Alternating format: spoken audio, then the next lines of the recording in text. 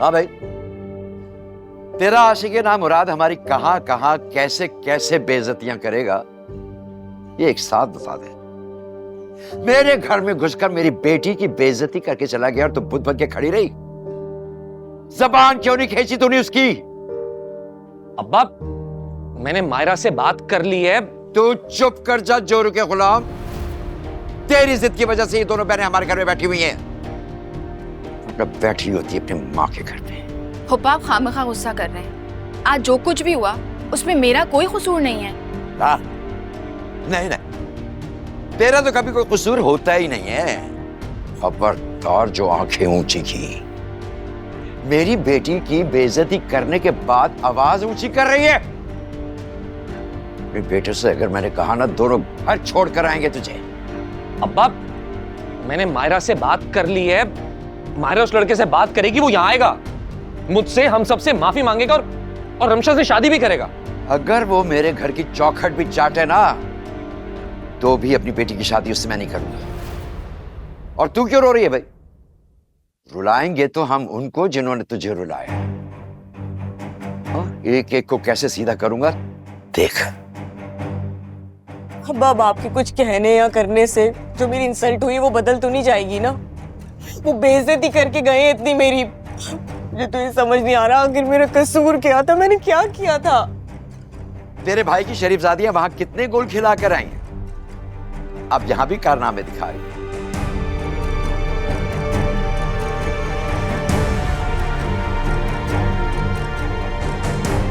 तू भी बोल। तेरा भी अगर कोई आशिक़े नामुराद है ना, उसको भी बुला ले, वो भी दिल खोल के हमारी बेइज्जती कर ले। फूफा, आप खामखा में इतना बोल रहे हैं विशाल को। जो रिश्ता आया था रमशा के लिए, वो फुप्पी लेके आई थी, उनका कोई जानने वाला है। देख रहा है कैसे जबान चला रही है ये? तो आप भी अपनी जबान देखिए, आप किस तरह की बातें कर रहे हैं। मायरा, मेरे बाप से बदतमीजी मत करो। मैं बदतमीजी नहीं कर रही, मैं सिर्फ सच बोल रही हूँ। चलो, छोड़ो मेरा हाथ, छोड़ो मेरा हाथ। तलाक कराई, एक दिन तेरी भी और अपनी भी।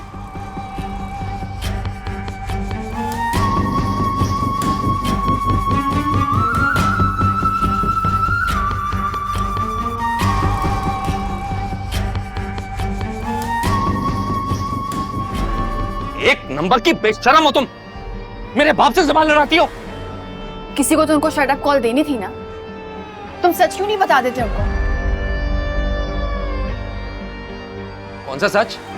कि रमशा का रिश्ता राफे ने इसलिए मना किया क्योंकि वो तुम्हारी बहन है, शकील पप्पा की बेटी है, और तुम लोग एक नंबर के धोखेबाज हो, झूठे। जबान बंद करो वरना हड्डियां तोड़ दूंगा तुम्हारी, समझे तुम? मैं तुम्हारी माँ जैसी नहीं हूँ जो चुपचाप हड्डियां तोड़वा लूं। ये बात अपने दिमाग में रखना। कहाँ जा रही हो? पप्पा जान क्या मुझे घर से निकालेंगे? मैं खुद ये घर छोड़ के जा रही हूँ। मायरा, बहुत शौक हो रहा है ना घर छोड़कर जाने का, तो फिर तू अकेली नहीं जाएगी, इसे भी साथ लेकर जाएगी। उजड़ेंगी तो दोनों उजड़ेंगी, बसेंगी तो दोनों बसेंगी। मायरा,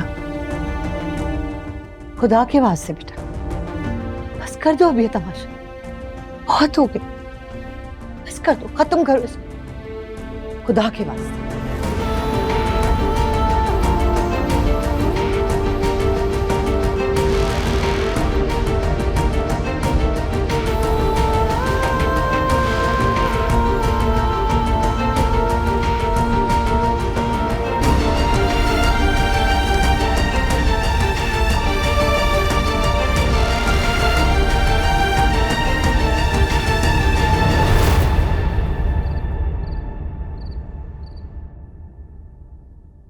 कुछ तो बोलो मायरा।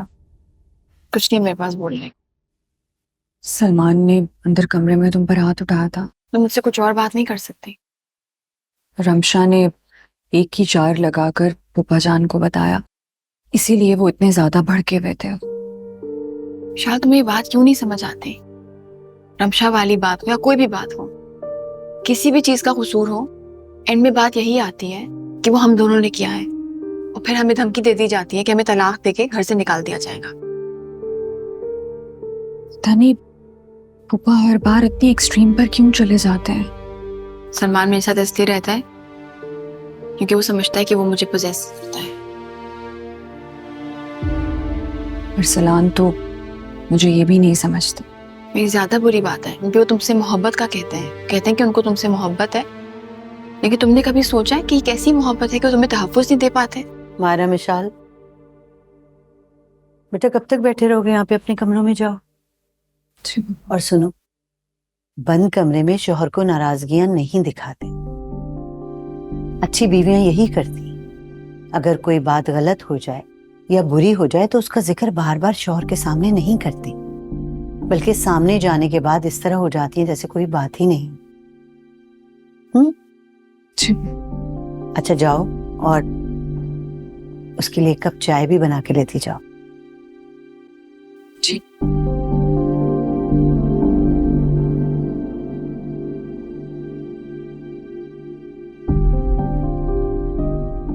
मायरा, तुम्हें अपने फूफा से बदतमीजी नहीं करनी चाहिए थी। वैसी बातें कभी नहीं भूलते और दिल में रखते। फुप्पी, आपने हमेशा शकील पप्पा की सारी ज्यादतियां चुपचाप बर्दाश्त की, सब्र से काम लिया। आपने सिर्फ अपने साथ नहीं, अपने बेटों के साथ भी गलत किया है, क्योंकि आपके बेटों ने आपके साथ साबिर होना नहीं सीखा, बल्कि अपने बाप से दूसरों को आजमाना सीखा। उसी तरह से वो मेरा और मिशाल का सब्र आजमा रहे हैं। ये शकील पप्पा की वजह से नहीं हो रहा है, आपकी वजह से हो रहा है।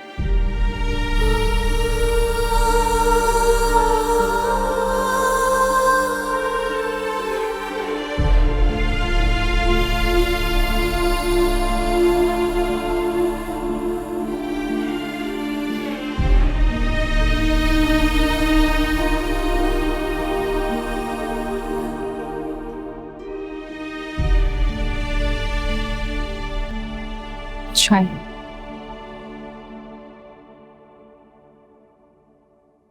मायरा के साइड इफेक्ट्स, इस टाइटल की पूरी किताब लिखी जा सकती है, 1000 सफ़ों की।